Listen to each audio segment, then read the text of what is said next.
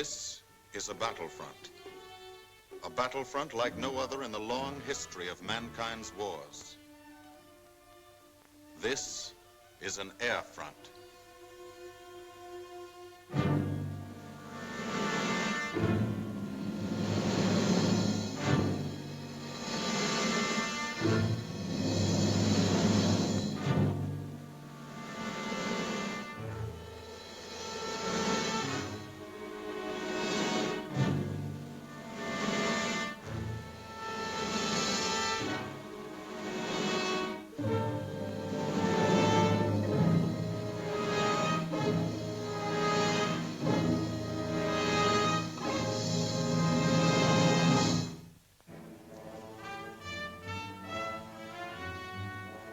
The working day begins, as it will end, with the ground crews, as much a part of the fortress as her wings. If you're a mechanic, you've got your own bomber. You get attached to it. But you know when your ship goes out on a mission, you may never see it again. So you do your work as well as it can be done, perfectly, because you wouldn't want anything to go wrong that would be your fault.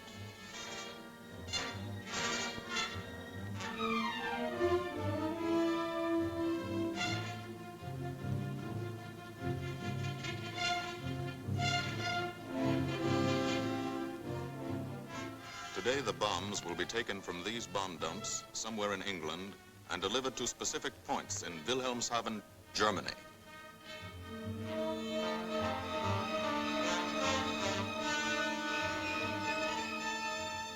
To deliver them is the job of the 8th Bomber Command, just a hauling job, yet one of the most difficult and complicated of military operations.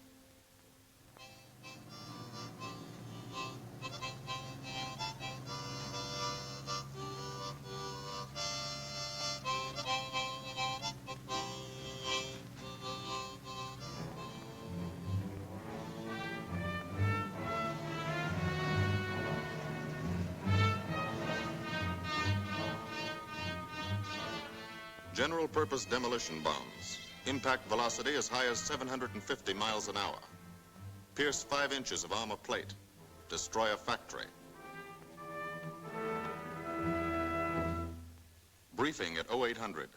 Pilots, bombardiers, and navigators take their places. The group commander, Colonel Stanley Ray, steps up to the target map, and for the first time you learn where you're going. Sometimes your face turns white when you find out. Sometimes the feeling you won't come back tightens your insides. Not so long ago, you were sitting like this in a college or high school classroom, not listening too hard, perhaps even a little sleepy. But you listen here. And as you listen, you don't have time to think of yourself. Fear fades.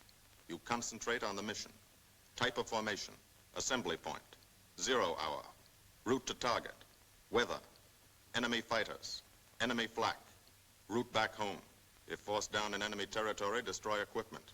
If taken prisoner, give no information. Name, rank, and serial number. That's all.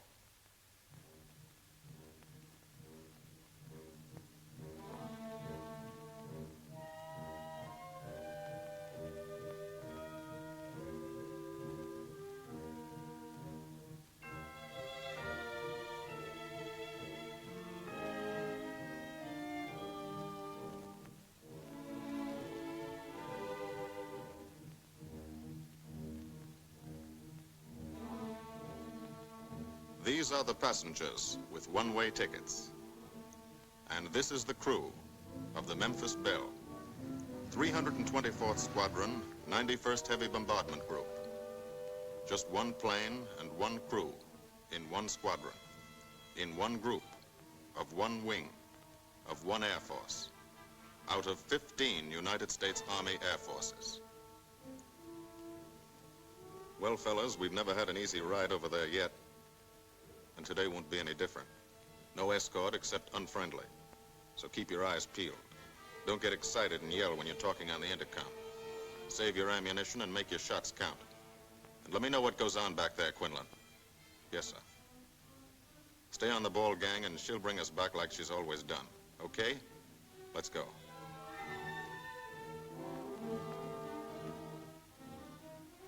They have completed 24 missions in this, the toughest theater of air war, the big league of sky fighting. Their experience is priceless. And so, if the Memphis Belle comes back this afternoon, they will be sent to bring the vital lessons they have learned to thousands of aircrew men in training at home. Home is America.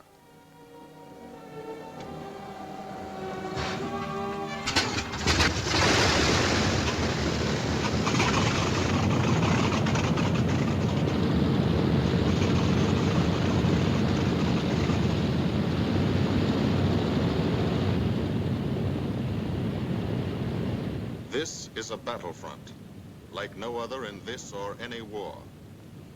No monster armies, no booming cannon. Only the roaring engine sound of the bombers pounding through the quiet English countryside. This is an air front.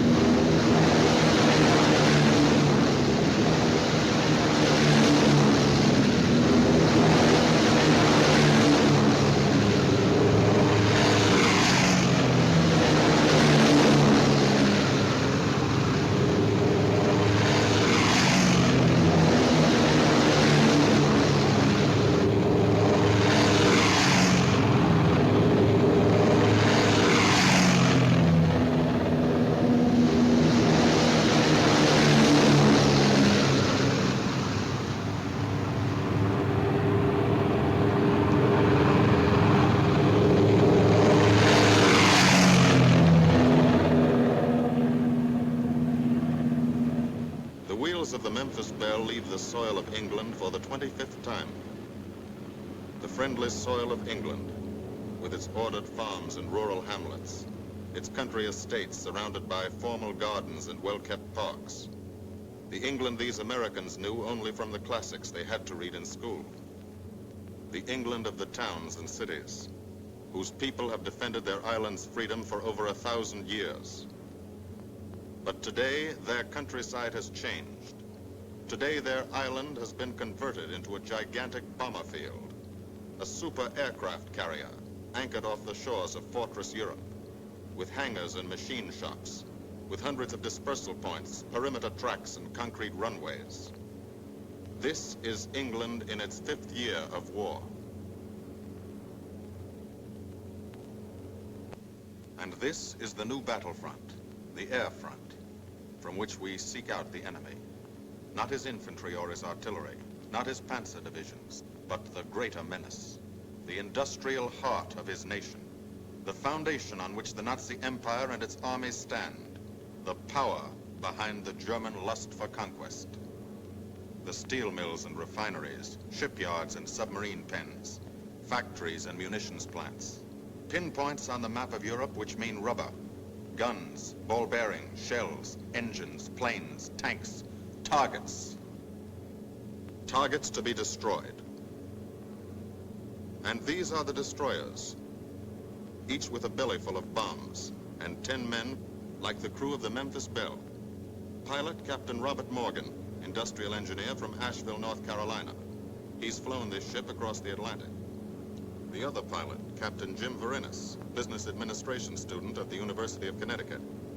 Radio operator and gunner, Sergeant Bob Hansen, construction worker from Spokane, Washington. Navigator, Captain Chuck Layton, chemistry student at Ohio Wesleyan. Engineer and top turret gunner, Sergeant Harold Locke, from Green Bay, Wisconsin. Used to be a stevedore. Besides keeping the Belle in order, he covers the sky above. Tail gunner, Sergeant John Quinlan of Yonkers, New York. Clerked for a carpet company, but he quit December 8th, 1941. Ball turret gunner, Sergeant Cecil Scott. Pressman for a rubber company in Rahway, New Jersey. Pilot to crew, 10,000, put on oxygen. They're climbing higher now, 300 feet a minute. The strain on the planes and on the men is mounting. The rest of the crew, Bombardier Captain Vincent Evans, operated a fleet of trucks in Fort Worth, Texas. Waist gunners, on the right, Sergeant Bill Winchell, chemist for a paint company in Chicago. And on the left, Sergeant Tony Nastal, used to repair washing machines in Detroit when he was a kid. Now he's 19 and has 2 Nazi fighters, confirmed.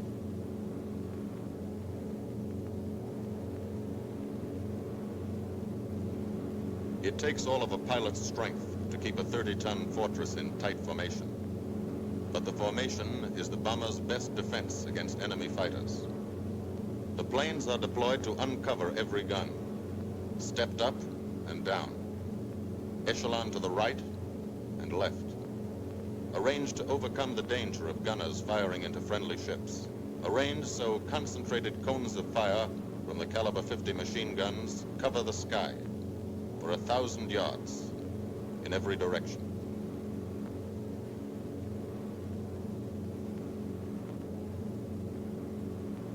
The friendly coast of England slips by below.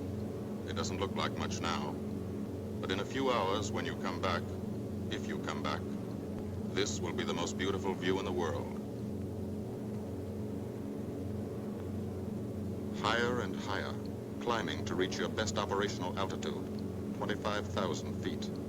5 miles straight up. So high you can't be seen from the ground with a naked eye. So high that after 1 minute without oxygen, you lose consciousness. After 20 minutes, you're dead.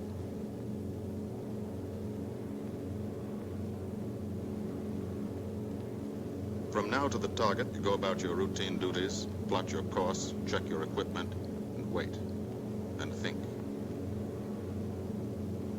Higher and colder. Temperature 40 degrees, below zero. Take off your glove and you lose some fingers. You look out at the strange world beyond, reflections in plexiglass, like nothing you ever saw before, outside of a dream.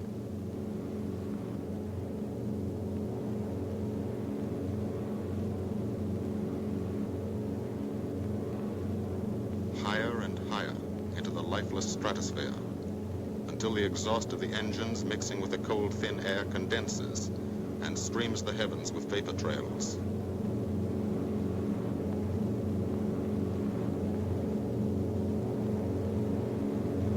To the men in the ships, they're far from beautiful, for they point like beckoning fingers to the formation, signposts in the sky for the enemy to spot us.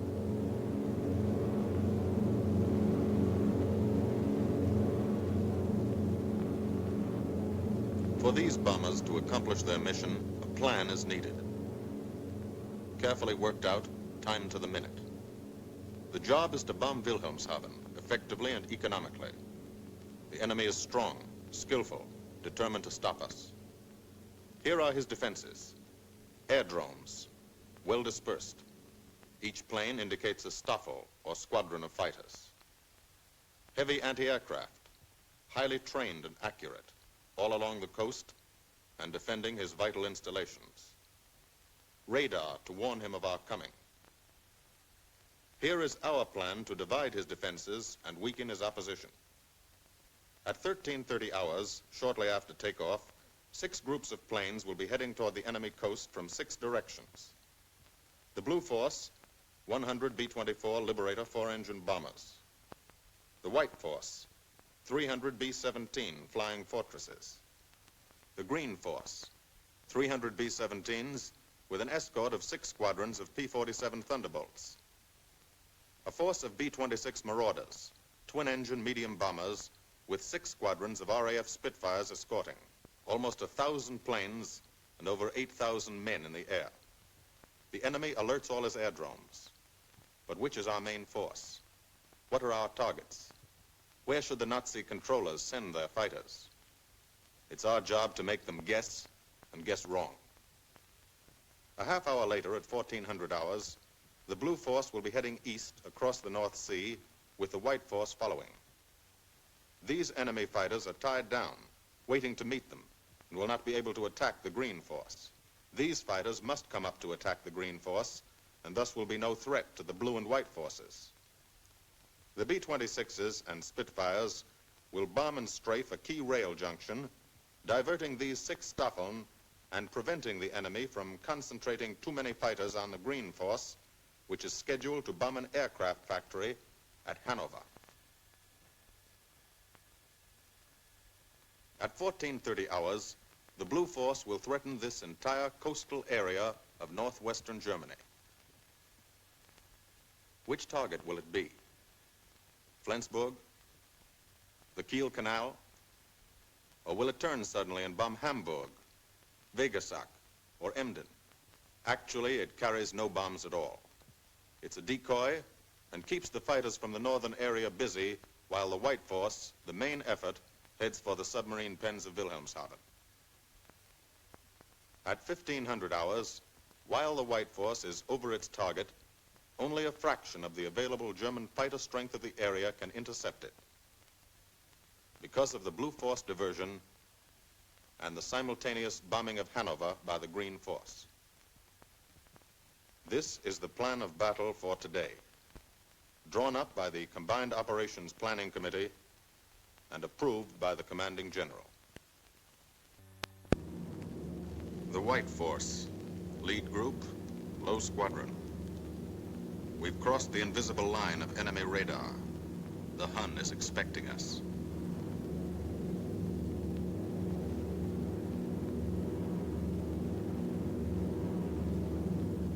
Steel helmets go on. Watchful eyes strain. Tight formations are held tighter still. Tense gunners more alert because here it comes. The enemy coast.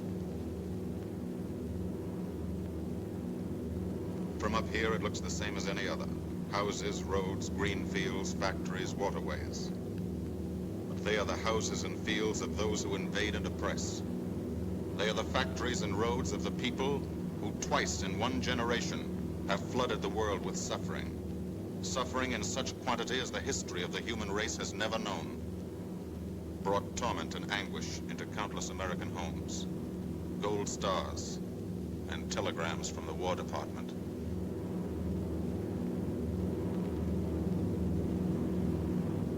The first flak, just harmless-looking, silent puffs of smoke.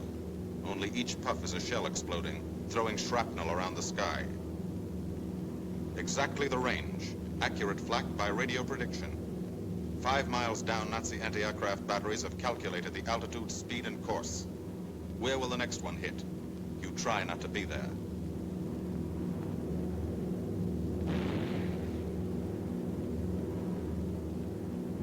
The docks and submarine pens of Wilhelmshaven.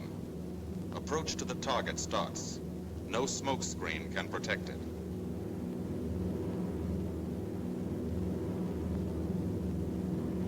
Now the enemy knows the path of your approach and walls that path with a flak barrage, but you fly right through it. Flak so thick you can get out and walk on it.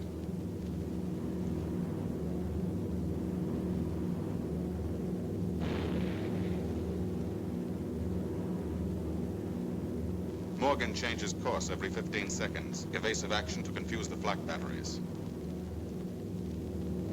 Bomb sights set for correct altitude and speed. Bomb bay doors open. The bombing run begins. Pilot to Bombardier. Okay, Vin, you've got it. Now Evans flies the Memphis Belle, controlling it through the bomb sight. And now we are most vulnerable. Committed to our bombing run, we can't dodge flak or fighters. Here's the first.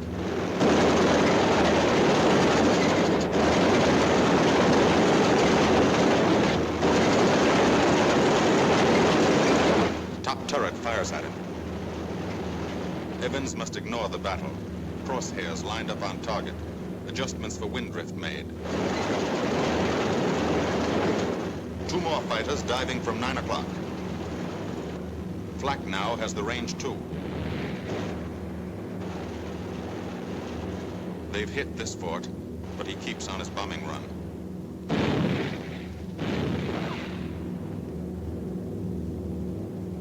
As lead bombardier, Evans's aim must be good. Every other ship in the group will drop its bombs when he drops his. Now, one pointer on the bomb site moves toward another stationary pointer. The instant they touch, bombs will release.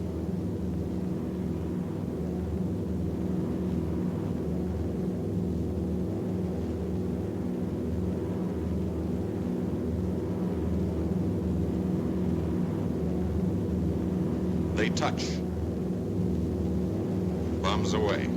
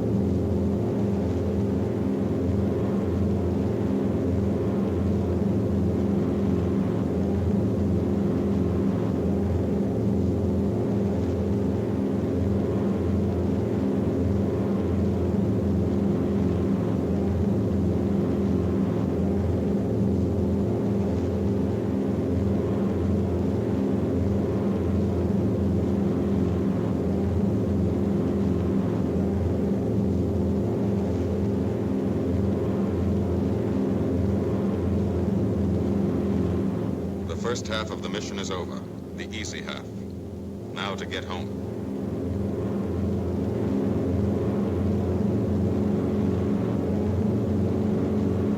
The flak stops.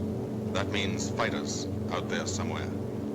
A staffer lurking behind that cloud, or hiding up in the sun where the glare blinds you, and you can't see them, waiting to dive down on you. Fighters at 6 o'clock. This is what a gunner sees. A speck in the sky. That's a fighter. And then a blink. That means he's firing at you. 2,300 rounds a minute.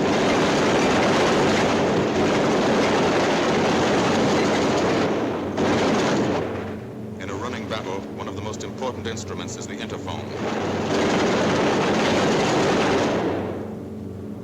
There's 4 of them. 1 o'clock high. They're coming around. Watch them. 2 fighters, 6 o'clock up, coming in. Diving out, Chief.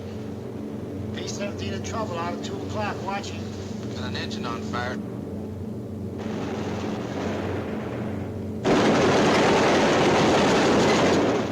There's 2 more diving through the 94th. 3 planes, 9 o'clock, coming around. Keep your eye on them, boy. Coming around at 10. Watch them, Chuck. Keep your eyes open. Yeah. They're breaking at 11, breaking at 11. I got them. I got those 2 at 2 o'clock. Watch them, Scotty. I got my sights on them. Check that B-17, Chuck, 3 o'clock. Loader's smoking. Fighters, 10:30, coming around. Those 10:30 upper or lower? Sun. B-17 out of control at 3 o'clock.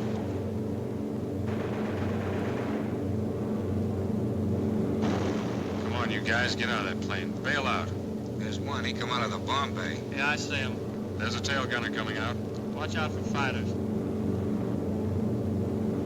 Keep your eye on them, Bill. See any parachutes, Quinlan? 2 parachutes. Flag at 9 o'clock.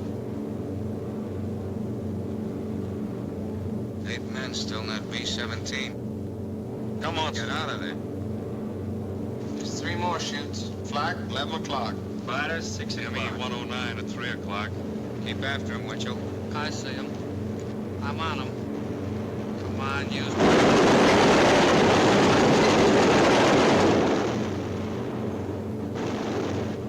I got him. Quinlan, confirm confirm that fighter. He got him, Chief. Look, he's bailing out. Don't yell on that intercom. Fighters, 10 o'clock. Watch those 2 at 12, Van. They're coming in. They're coming in, Scotty. Get that ball turret on him.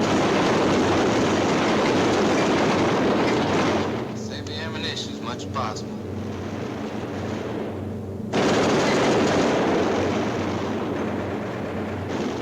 Watch that fighter coming in the 3 o'clock. He's coming in a half roll. Pull her up, Chief. Pull her up. Hurry.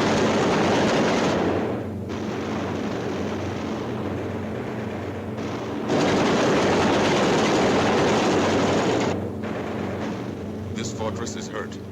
Engine on fire, losing airspeed and altitude, drifting into the flak, alone and helpless. A straggler. In a minute, Nazi fighters will swarm in like buzzards for the kill.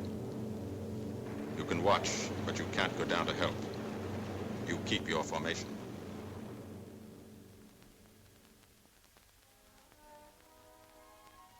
Here, too, the mission is being flown.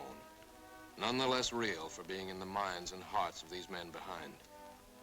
Ask anybody who's been to a field in England, or anywhere else our bombers are based, and he'll tell you that there's drama here, too.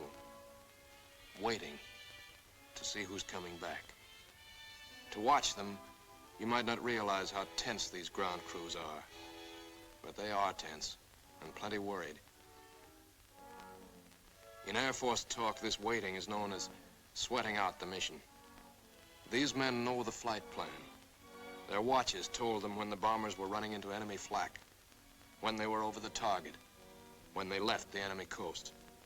And now their watches tell them the bombers should be nearing the field. Every ear strains for the first sound of the engines. And then somebody hears them.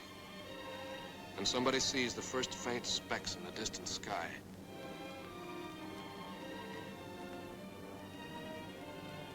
Every face turns to see and count. The watchers try to read the numbers on the ships. These planes have priority to land first. The colored flares mean wounded aboard. In the hospital window, these watching men know what that means. They know what it feels like to lie on a bouncing fortress floor for hundreds of miles through the frozen stratosphere. In great pain, with the other men in your crew fighting to keep you alive until they hit the field. The field. Home. It'll be okay then, because there'll be medical care, the best, as soon as the wheels of your plane stop rolling.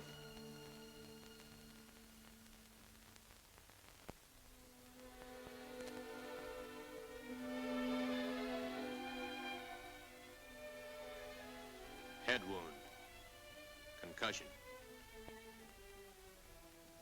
20-millimeter cannon shell exploded in his radio compartment. Shock. Internal injuries. He'll be all right, though.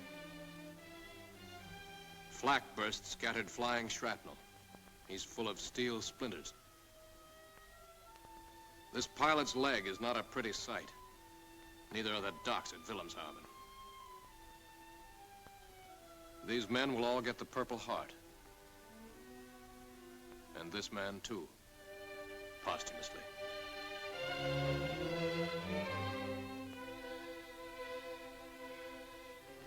A transfusion right in the plane. This gunner's too weak to be moved. The new life-giving blood flowing into his veins might be the blood of a high school girl in Des Moines, a miner in Alabama, a movie star in Hollywood, or it might be your blood, whosever it is. Thanks.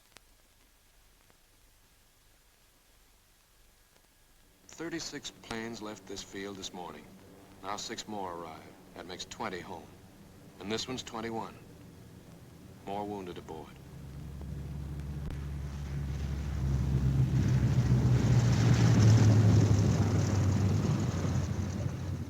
.22, coming in with his left inboard engine dead.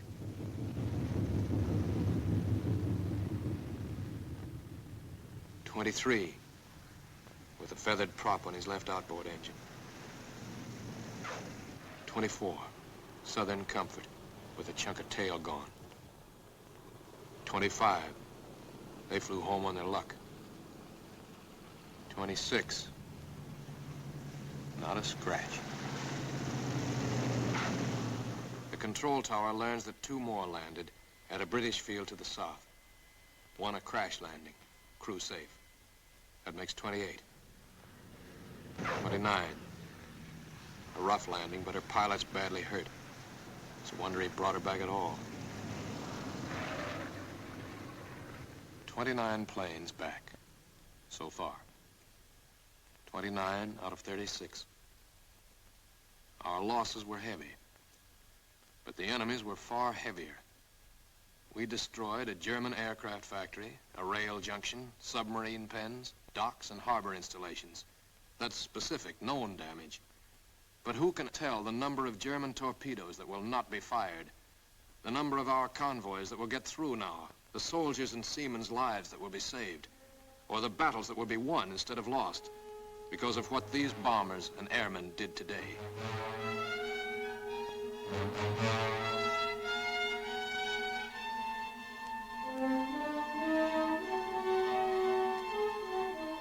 Pilot and tail gunner. They can laugh now. Fire on the inboard engine did this. Flames streaked back and burned the stabilizer, too. Another crew luck brought back.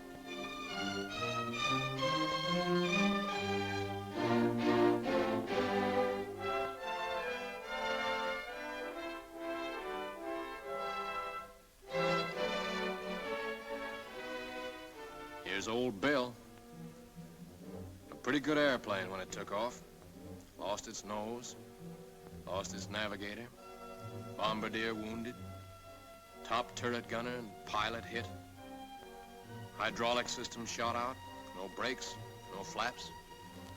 But old Belle came back.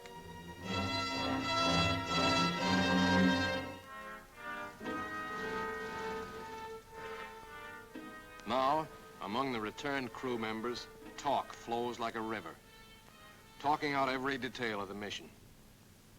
These are the faces of combat, faces of Americans who have watched their comrades die, faces that can never forget the enemy, and they're in no mood to have their picture taken.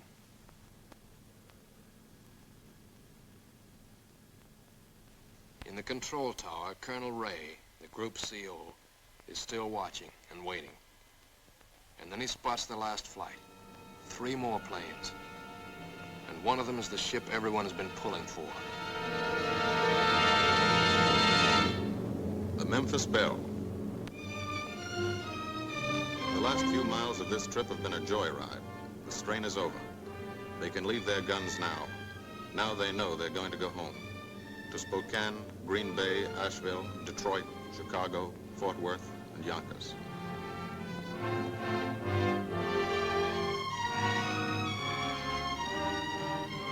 The Belle comes in for her landing. But first Morgan buzzes the field, cuts the grass with the giant fortress.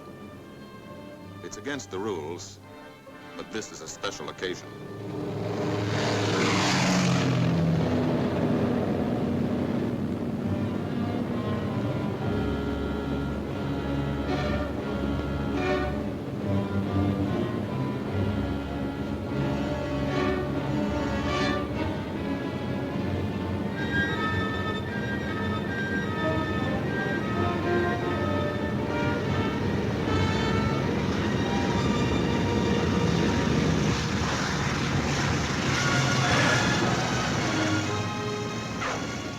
Of the Memphis Belle come back to the soil of England for the 25th time.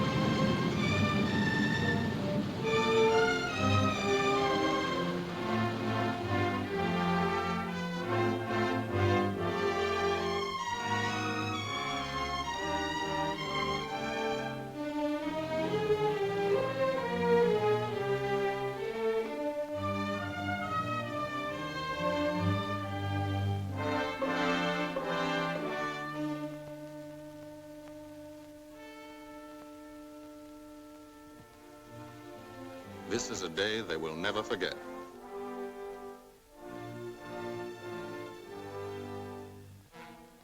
Another great day soon after, Brigadier General Hansel visited the field and presented the Distinguished Flying Cross to every member of the crew.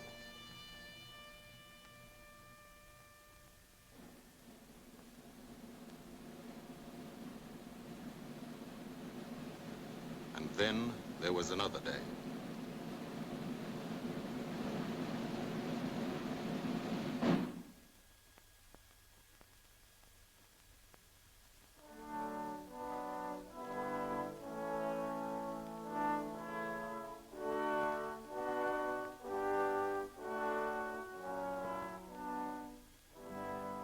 Their Majesties, the King and Queen of England.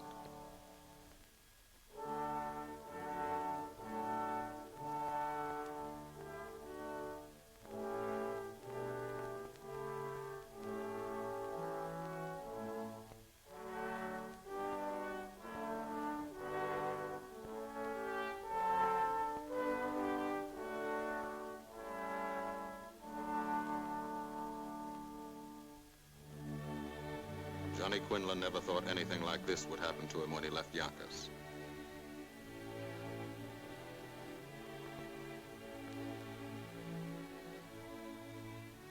The ground crew were a little self-conscious about being dressed in fatigues, but the Queen thought they were very nice.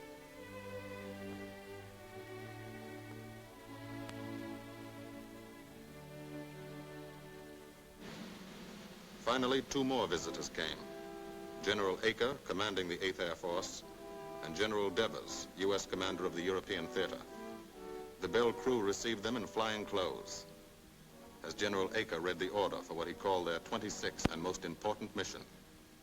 Return to America to train new crews and to tell the people what we're doing here. To thank them for their help and support and tell them to keep it up so we can keep it up. So we can bomb the enemy again and again and again until he has had enough. And then we can all come home.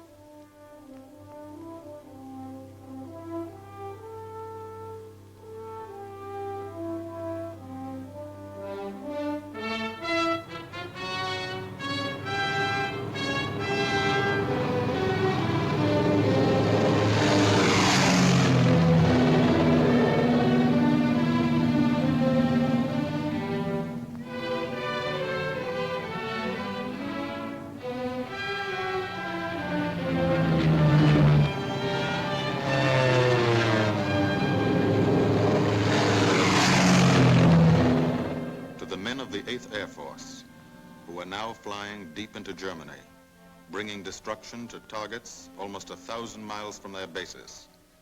Destruction like this. And who have never once been turned back by the enemy. To those men, this film is gratefully dedicated.